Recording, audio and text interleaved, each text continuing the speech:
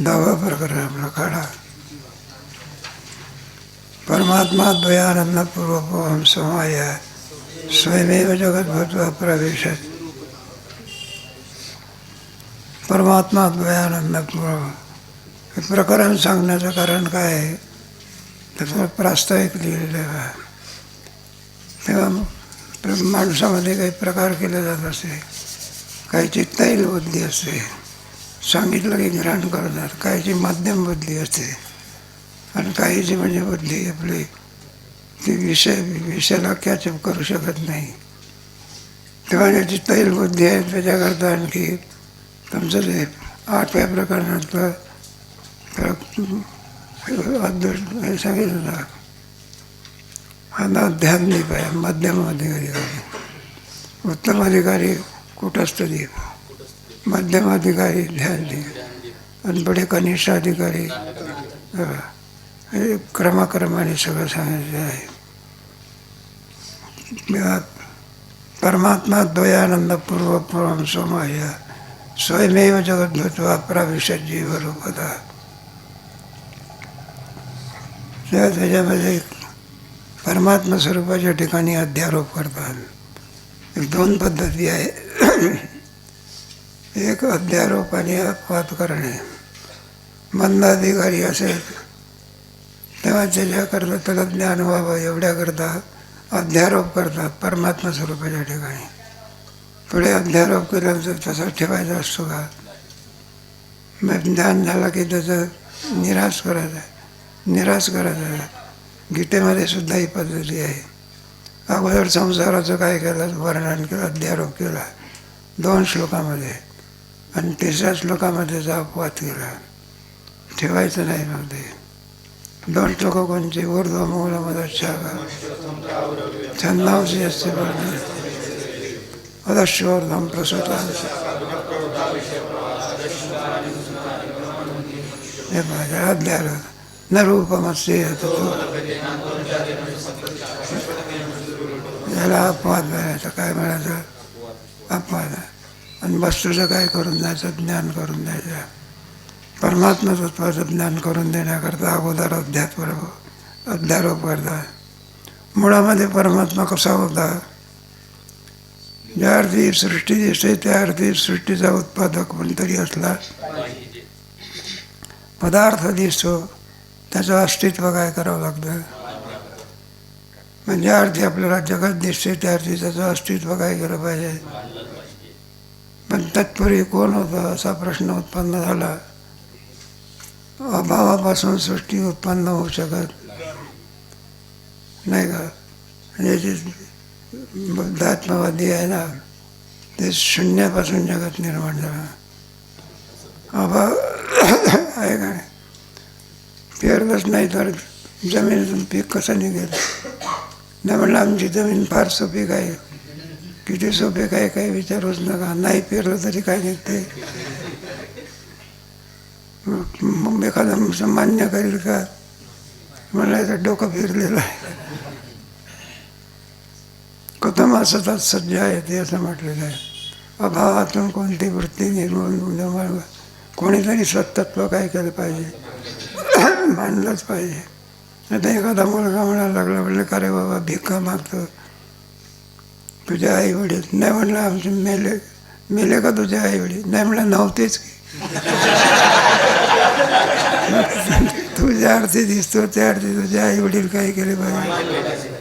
तसं जगत ज्ञान दिसते त्या अर्थीला कोणीतरी अंतिम तत्व काय केलं पाहिजे? आणि त्यालाच म्हणतात परमात्मा. शेवट अंतिम तत्व, त्याच्या पलीकडे दुसरं काही नाही. शेवटचा नाही का? आपण वारी करत असतो त्या अर्थी यात्रेकर लोक विचारतात पुढे कोणता? मग त्यांना सांगावं लागत असते सासवड आहे, सासवड आता किंवा आला आहे. आणि एकदा पंढरपुराला म्हणजे आता म्हणलं पुढचा मुक्काम कुठला? म्हणलं आता गुंडाळा आपलं शेट. आणि चालू लागा की आता मुक्काम काय झाला? ज्ञानदेवा घर निरंजनी आम्ही बांधली घर संपला. एकमेवाद्वितीय. मग आता परमात्मा सृष्टीच्या पूर्वी कोण होता? तेव्हा परमात्मा अद्वय आनंद पूर्ण हा. तो परमात्मा कसा आहे? अद्वय स्वरूपाचा आहे. नेह नानासी, तिथे नाही, तिथे काहीही नाही, केवळ परमात्माच आहे. जितके जितके आपण उंच जर गेलो तितकं तितकं आकाशाशिवाय दुसरं काहीही. ते विमानाचं असते ना, तिथे काही झाड आहे का? मग एक आकाशच आहे. त्याचप्रमाणे एका परमात्म्याशिवाय दुसरं काही नाही. नव्हते एक ना दुसरे काही याची होता लपूनही आपुली आकुशी. गवळणीमध्ये वर्णन केलेलं आहे ना, एकले न कंठवेचे म्हणून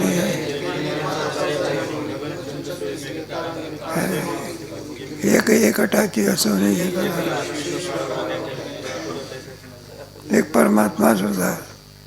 तो परमात्मा कसा होता? त्याच्याकरता अद्वय आनंद पूर्ण हे सगळे श्लोकाचे वेगळे. तुकोबरायने सुद्धा परमात्म्याचं असंच वर्णन केलेलं आहे.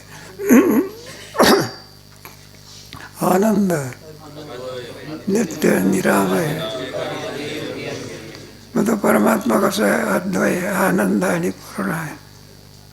अद्वय स्वरूपाचा म्हणजे त्याच्याशिवाय दुसरं काही नाही. त्याला पारमार्थिक सत्तेमध्ये कोण आहे? परमात्माच आहे. कोणती सत्ता? हे बा आपण झोपलेलो असो, झोपल्यानंतर आपलं स्वप्न पडते, पुष्कळचं आपण पाहता. माझा आहे का त्याच्यामध्ये तात्विकदृष्ट्या विचार केला तर खरोखर स्वप्नातले पदार्थ आहे का परमात्मा आपणच आहोत? कारण स्वप्नातले पदार्थ आहे म्हणणे इतके सुद्धा नाही का. आहे असं म्हणावं तर जाग झाला म्हणजे काय झाले? झोपेतून जागा झाला. स्वप्नातून काय झाला? पदार्थ आहे का? मग होते तर गेले. मग त्यांचं अस्तित्व कसं होतं? विवर्त म्हणतात त्याला. दिसण्यापुरते किती त्याला प्रतिभाची सत्ता म्हणायला. मग दिसते म्हणून सत्ता द्यायची थोडीशी. काय होते? दिसते म्हणून काय द्यायची? आणि मृगजळाच्या पाण्याला हात लावायला गेला, मग बोलावते का हात? दिसते याची. मग कोणती सत्ता असते? तर मग पारमार्थिक द्यायची. असते तर कोणती द्यायची? पारमार्थिक नाही का? जाऊ द्या, व्यवहारिक होणार. काय म्हणायचे? व्यवहारापुरता त्यांचा हे उपयोग होता. पारमार्थिक म्हटलं तर नष्ट झाले नाही पाहिजे. ज्याचा कधी बाधाच होत नाही त्याला म्हणायचं पारमार्थिक सत्ता. मग जगताचा काय होतं? बाधा. आणि पारमार्थिक सत्ता नाही, व्यवहारिक सत्ता. कोणती? व्यवहारिक सत्ता का दिसते नाही याची. म्हणजे आरती दिसते त्या अर्थी त्याचं अस्तित्व काय केलं पाहिजे. मग त्याला कोणतं अस्तित्व त्याचं? पार्थिव आहे नाही काय. दोरीच्या ज्ञानाने बाध होत असेल तर व्यवहारिक, आणि बाधाच होत नाही त्याचा पारमार्थिक.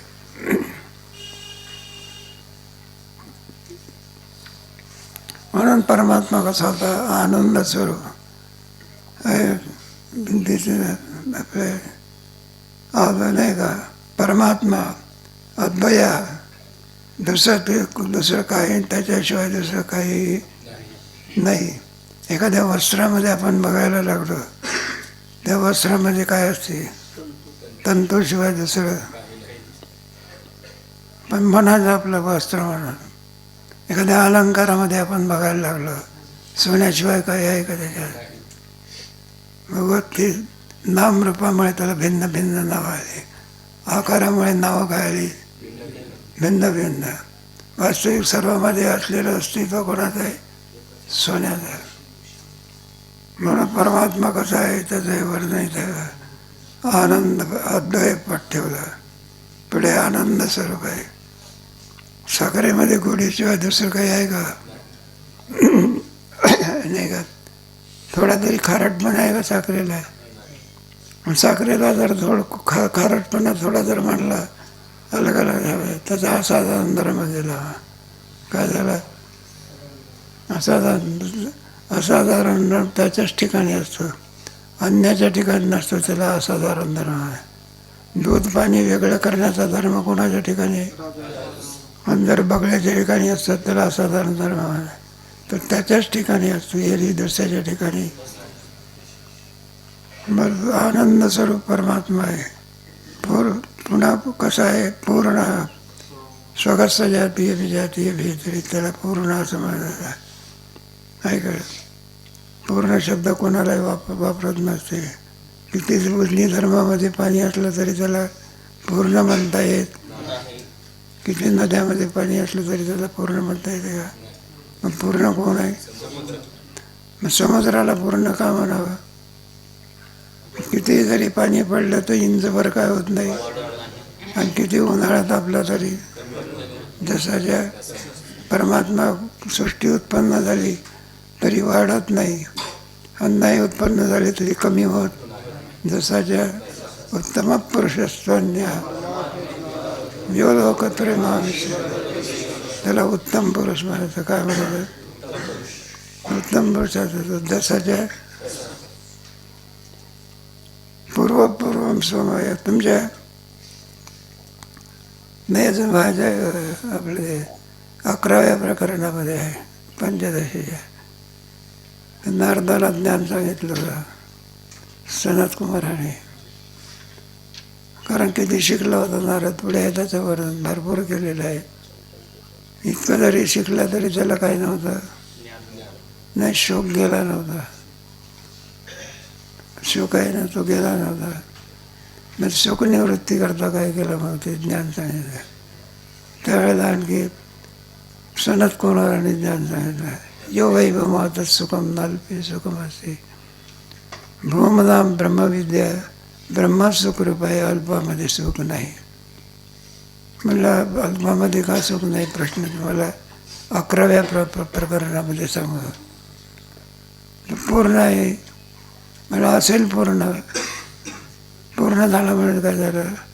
त्याच्याकरता यो वै भमात सुखम, म्हणून तोच सुखरूप आहे. अपूर्णामध्ये काय नाही. कठोपनिषदामध्ये या नचिकेताला काय करतो सांगतो का? 11व्या प्रकरणामध्ये आहे. म्हणून परमात्माच कसं आहे? पूर्ण आहे. एरवी परमात्म्याशिवाय ज्याला कशाची इच्छा नाही तो मनुष्य पूर्ण असतो. काही मिळवायचं राहिलेलं नाही.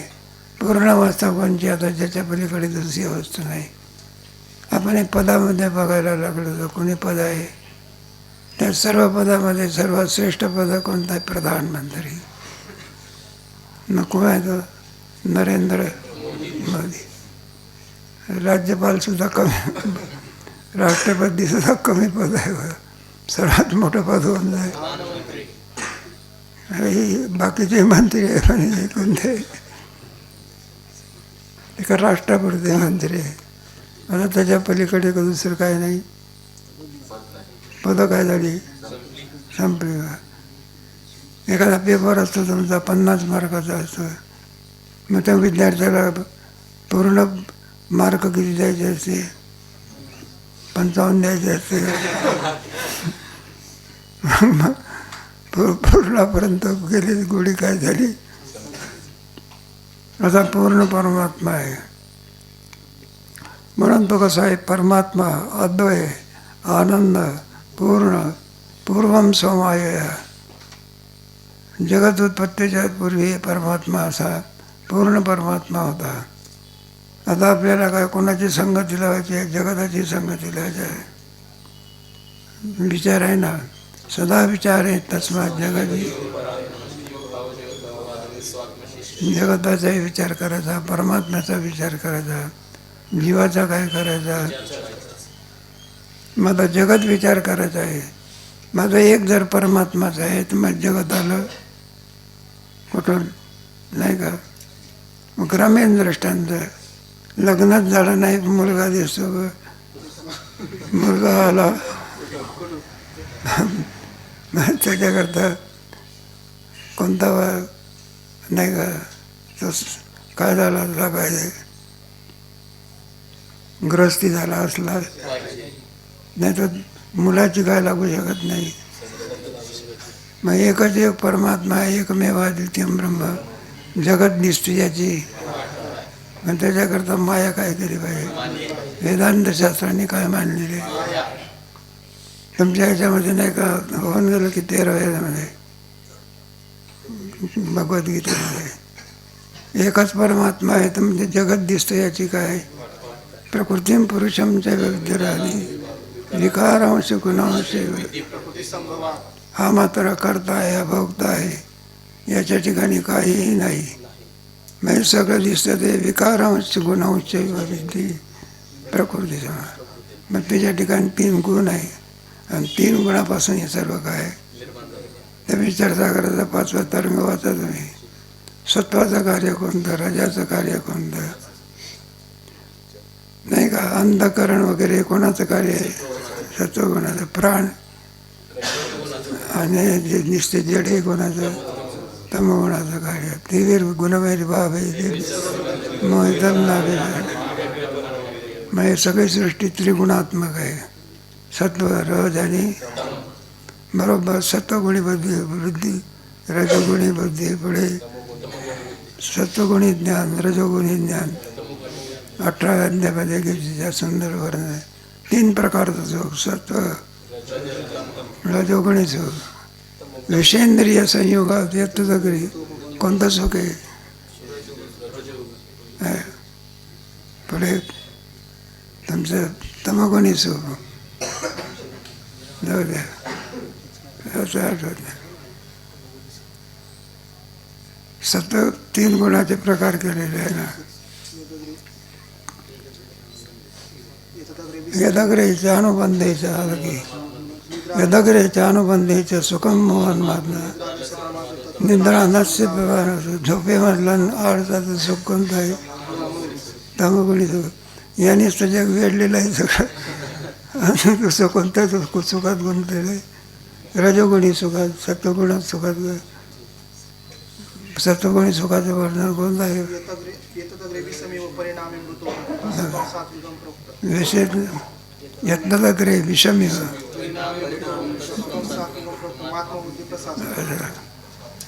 प्रारंभी आपल्याला दुःख वाटते, पण त्याचं रूपांतर कशात होते? त्यावेळेस आलेल्या काही काही पोरं असायचे बघा, ते विचार सगळंच प्रारंभिक अवस्था, शिक्षण काही नाही, आणि त्याच्यात चाललं आपलं नाही का विवर्तवाद आणि परिणामवाद.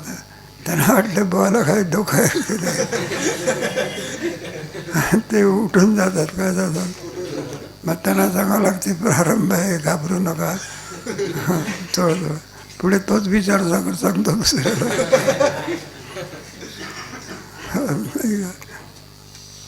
एक पोरगा होता बा आमच्या सोबत पाठाच्या वेळेला. ते भाऊसाहेब पंचदशी सांगायचे, त्यांना काही ते आपलं कळायचं नाही. आणि त्यांना जाऊन रजान वृक्षाच्या झाडाखाली बसलं. मी म्हटलं का हो बाबा, रजान वृक्षाच्या झाडाखाली का बसलं? मला ते पंचदशी काही समजत नाही, आनंद ज्ञानेश्वरी ऐकत नाही म्हटलं. पंचदशी आम्ही म्हटलं ऐकायला काही हरकत नाही, नका समजे ना, इथं बसण्याच्या ऐवजी कुठं बसावं. म्हटलं चांगली गोष्ट आहे. पुढे मग बरं का त्याला बसायला बसता बसता त्याला गोडी लागली. आणि पुढे परीक्षेच्या पेपरामध्ये 50 मार्क मिळाले. एकदा माणसाला जिज्ञासा उत्पन्न होत नाही, आणि एकदा जिज्ञासा उत्पन्न झाली म्हणजे विषय जर समजला नाही तर तो शिक्षकाच्या घरी जातो. बरं का, म्हटलं हे प्रश्न कसा आहे. एकदा चांगला ग्रंथ आहे, त्याच्यामध्ये विचारसरणी फार सुंदर आहे. मग हे जगात आलं कुठून? एक परमात्माच आहे तो जगात आला, म्हणून मध्यंतरी माया काय करायला लागते? मग स्वमाया स्वयमेव जगद्भूत्वा. जगत आकाराला कोणामुळे झाला मग तो? माया काय करायला आहे का नाही? त्याला प्रकृती म्हणतात. काय म्हणायचं? प्रकृती म्हणा, माया म्हणा, विद्या म्हणा, अनेक प्रकारे तिचं नाव वर्णन केलेलं आहे. माया का म्हणतात? मा म्हणजे नाही, या म्हणजे नसन प्रतीतीला येते म्हणून तिला काय म्हणायचं? माया. माया अच्छा. अविद्या का म्हणतात? प्रकृती का म्हणतात? प्रधान का म्हणतात? मग स्वमाया जगद्वत्वा. पण पुढे सगळं जग आहे, पण हे जडस्वरूप आहे. किम स्वरूप आहे हे सगळं? मग ते जडस्वरूप असलेलं जड कुठं कार्यवाही होत असते का? कार्यवाही होत असेल तर जड म्हणता येत नाही का? एक गोविंदा इकडे असं म्हटलं तर गोविंदा जड स्वरूप आहे का? मग तो बरं काय येत असं घटाला सांगितलं हे घटा इकडे घट कसा आहे? त्याच्या ठिकाणी क्रिया आहे का? मग त्याप्रमाणे आता या संपूर्ण याच्यामध्ये जडस्वरूप सृष्टी निर्माण आहे. मग तिच्यामध्ये क्रिया कशी उत्पन्न होईल तेवढ्याकरता जीवरूपाने त्याच्यात काय केला? प्रवेश केला. मग सदा विचारे तस्मात जगत जीव आणि परमात्मा. म्हणला गो एकच परमात्मा जर सर्व ठिकाणी आहे, सर्व ठिकाणी ज्याची व्याप्ती आहे त्याला काय म्हणायचं? हे पहा, परमात्मा स्वरूपाच्या ठिकाणी सर्व व्यापक असलेलं आकाशसुद्धा नाही का? काय नाही. कुठं आहे परमात्मा? आत्मना आकाशात संभूत. मायेचं पहिलं कार्य आहे. पंचदशीचा भूतवियोग होता तुम्ही. पहिलं कार्य कोणाचं आहे? मायेचं. आणि मग पुढे आकाशापासून वायू आहे बदलावत जायचं सगळं. पण आकाशाच्या पुढे कोण आहे? परमात्मा आहे.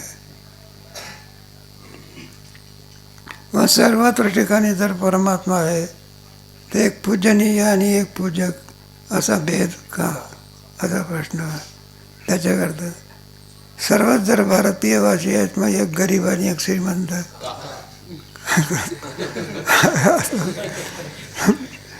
त्याची गरिबी दिसते. हा सरकारचा काय गुण आहे नाही का? ईश्वर जो काही जे निर्माण करतो, एकाकरता निर्माण करतो का सगळ्या जीवाकरता? म्हणून तर आपला हा भ्रम असतो बघा. मी दिलं असं म्हणतो आपण, पण ते कराय परमेश्वराने जी वस्तू निर्माण केली तुमच्यापुरती ठेवा आणि बाकीच्याला काय करा? देऊन टाका. ईश्वराचं देणं एका करता आहे. झाडाला फळ येत असते एका करता का सर्व करता? पक्षी विचारतो का तुम्हाला फळ कसं खाऊ? तर तुमच्या अगोदरच तावणार. ईश्वरी सृष्टी, ईश्वराचं जे असते ते व्यापकत्व असते. काय असते? आणि तुमचं आमचं परिच्छिन्नत्व असते. आपल्या ह्याच्यामध्ये माझं ते माझं आणि तुझं ते माझं.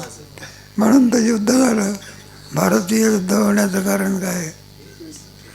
म्हणजे दुर्योधन धृतराष्ट्र म्हणायला लागला पांडवाचं नाही, कोणाचं आहे आमचं आहे.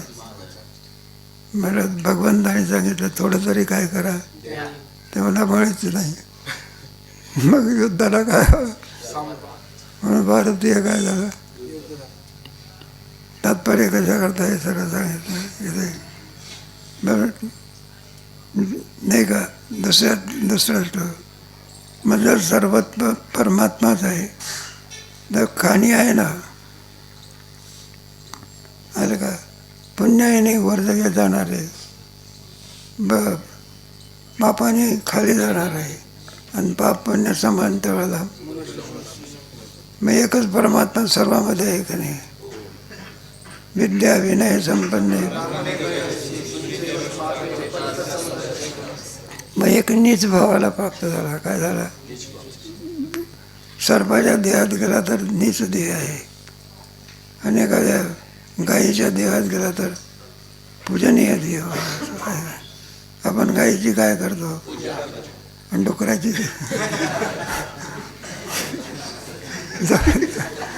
दृष्टांत काय झाला?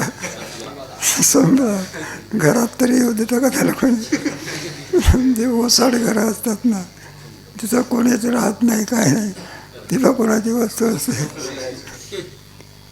एखादी गाय जरी असली बरं का, काही प्राणी असले त्याच्यामध्ये मी पाहते ते नदीमध्ये जात असतात.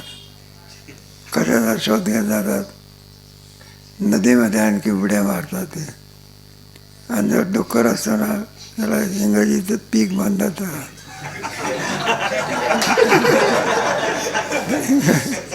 तर काय करतात, ते लावारी संडास असतात ना कोणते, आणि ते खूप पाणी साचलं, हे एवढा डबका पडला. माणूस जर खाली पडला तर बुडूनच जाईल.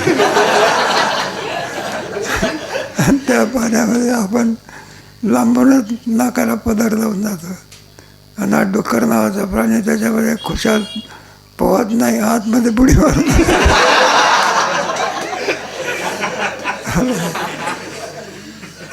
ती एक योनीच आहे. काय योनीच आहे. जास्त वर्णन करून ना सांगणं साधकाचा पाठ आहे. सर्वसा नाही तर दृष्टांत कशा करता येतं. बरं सांगतोच बा. आपल्या घरी जे पक्वान्न असते नाही का, श्री बालाजीचा बेत, त्या दिवशी लहान लहान पोरं खुश असतात. बाबा म्हणाला आमच्या घरी, तो आईला सांगत असतो, आई म्हटलं पाहुणे आलेले आपल्या घरी काय. मुलगा म्हणतो आईला म्हणत असतो पुरणाची पोळी करा, काय करा. येरी इतर दिवस भाकरी नाही तर, आणि आज काय त्याप्रमाणे. बरं का, पुढचं न सांगणार. आताच जर त्या धर्म करून माणूस गेला असेल तर त्या डुकराला पकवान